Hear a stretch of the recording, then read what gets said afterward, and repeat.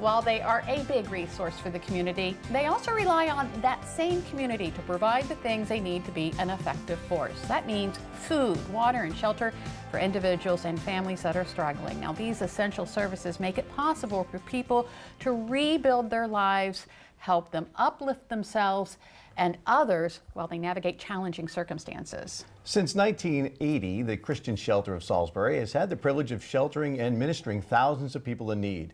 But they need your help in order to continue this noble mission. We are here today this afternoon with J. Anthony Dickerson. He is the Executive Director of the Christian Shelter in Salisbury. Welcome. Thank you. Thank you for having me. So tell us, how do you infuse your Christian values into what you do? One of the things we have morning devotion, in which I lead the morning devotion, and I kind of make it a combination of scriptures and motivation. So I kind of mix it. And so that's how we're able to encourage our guests to make good choices. A great way to start the day. Yeah. So we're going to be talking about a fundraising banquet that's coming up, but this is the second year. Can you talk a little bit about last year? How did it go? Last year was just phenomenal. We exceeded our expectation. I think last year we was able to raise $80,000. Wow. And we had it at that point. The place was jam-packed. And so this year we decided to move it to the Civic Center. So I'm hoping that we'll do well this year too as well. So what's the feedback been from folks who've gotten some help from the shelter? The feedback is we have several success stories because since I've been there, I've been there 5 years. I want to make it into a family-oriented shelter. So I want to make sure that they get the family flavor. If you will.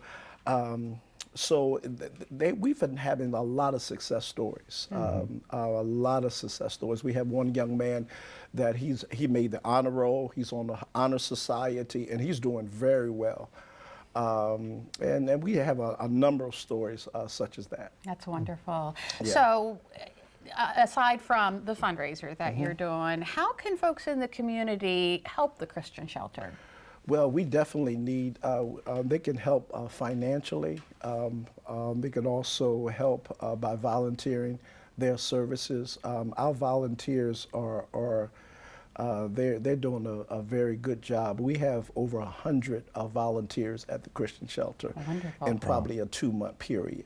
So the community is really rallying around us, and of course we need basic things like sugar, coffee, water. That's those basic things that our guests that needs on a day-to-day basis. So give us some details on the banquet. The banquet is April the 5th. We have our guest speaker will be Bob Giebman. He's the president emeritus of the Helping Up Mission. The Helping Up Mission is one of the largest missions in Baltimore, and we're glad to have him. Amira Bratton is going to be our music guest. And we're going to have a lot of time that we get a meet and greet and fellowship. It begins at 5:30. 5:30 will be a meet and greet. 6 o'clock, the banquet will begin. One of our greatest needs is that we need people to sponsor. We need businesses. We need organizations that will come and sponsor us.